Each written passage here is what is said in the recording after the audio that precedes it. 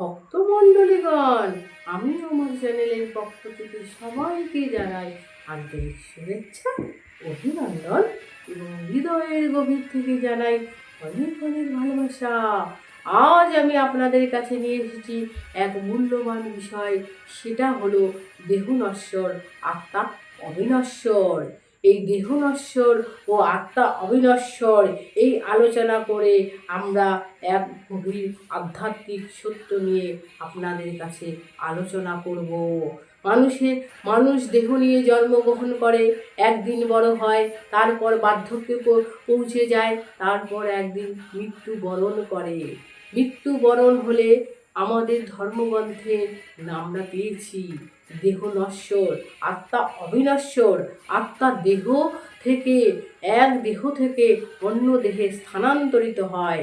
আমাদের শ্রীমদ্ ভগবদ গীতায় বলা আছে, আমরা যেরকম পুরনো বস্ত্র ত্যাগ করে নতুন বস্ত্র ধারণ করি, তেমনি আত্মা এক পুরনো দেহ থেকে অন্য দেহে নতুন দেহে স্থানান্তরিত হয় মাত্র।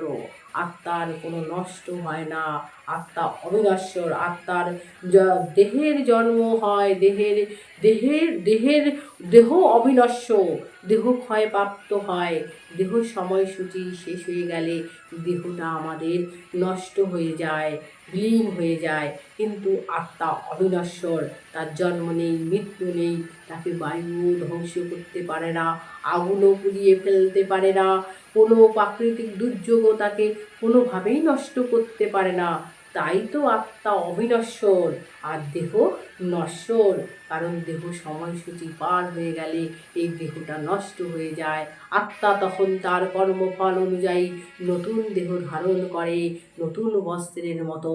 তাই তো আমরা এখান থেকে শিক্ষা পেলাম, এই আত্মা আমাদের এইটাই শিক্ষা দেয় যে বাহ্যিক সৌন্দর্য, বাহ্যিক ধন সম্পদ এবং বাহ্যিক আড়ম্বর এই সমস্ত কিছু নিয়ে আমাদের অহংকার করা উচিত নয়, বরং জীবনের সেই সমস্ত বিষয়গুলো নিয়ে আমাদের আরও বেশি গুরুত্বপূর্ণ হওয়া এবং মূল্যবান হওয়া উচিত। আমাদের সৎকর্ম, সৎ জীবনযাপন, সৎ জ্ঞান এবং সৎ ব্যক্তিত্ব দ্বারা অপরের সহযোগিতা করার মধ্য দিয়ে আমাদের এই আত্মাকে আমরা যদিও বা দেহ থেকেই নশ্বর, দেহ থেকে একদিন সে ক্ষয়প্রাপ্ত হবে, কিন্তু আমাদের এই কর্মর দ্বারায় আমরা তাকে চিরস্মরণীয় হয়ে রাখতে পারি সকলের হৃদয়ের মধ্যে দিয়ে। কিভাবে? আমাদের কর্মের দ্বারায়। আমরা এরম কর্ম করব যার দ্বারা দেহটা আমাদের নশ্বর, দেহটা ধ্বংস হয়ে যাবে, কিন্তু আমাদের কর্ম দ্বারায় আমরা সেই কর্মর দ্বারায় আমাদের জীবনকে আমরা সকলের কাছে চিরস্মরণীয় করে রাখব। তাই তো আমাদের সৎকর্ম, সৎজ্ঞান, সৎকর্ম, অপরের বিপদে নিজেকে সেই জায়গায় নিয়ে যাওয়া এবং তাকে তার বিপদ থেকে উদ্ধার করে তাকে তার জীবনে সঠিক মূল্য এবং সঠিক গুরুত্ব বুঝিয়ে দেওয়া হচ্ছে মানবরূপে আমাদের প্রাথমিক কর্তব্য। তাই আমরা সেই কর্ম করব যেই কর্মর দ্বারায় আমাদের দেহ শেষ হয়ে গেল আমরা যেন চিরস্মরণীয় হয়ে থাকতে পারি, চির অমর হয়ে থাকতে পারি।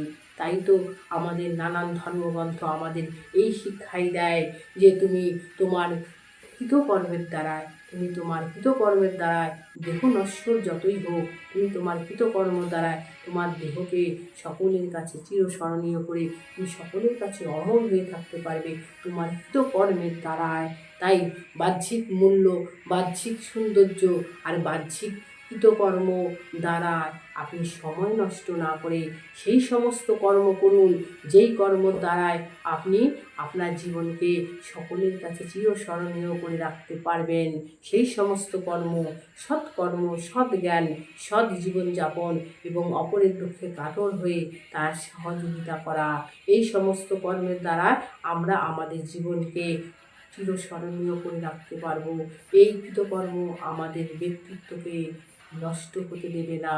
আমাদের জীবন নষ্ট হয়ে যাবে, আমাদের দেহ নষ্ট হয়ে যাবে, কিন্তু এই কৃতকর্মের দ্বারা আমাদের দেহকে আমরা এবং আমাদের নিজেদেরকে আমরা সকলের কাছে চিরস্মরণীয় করে রাখতে পারবো।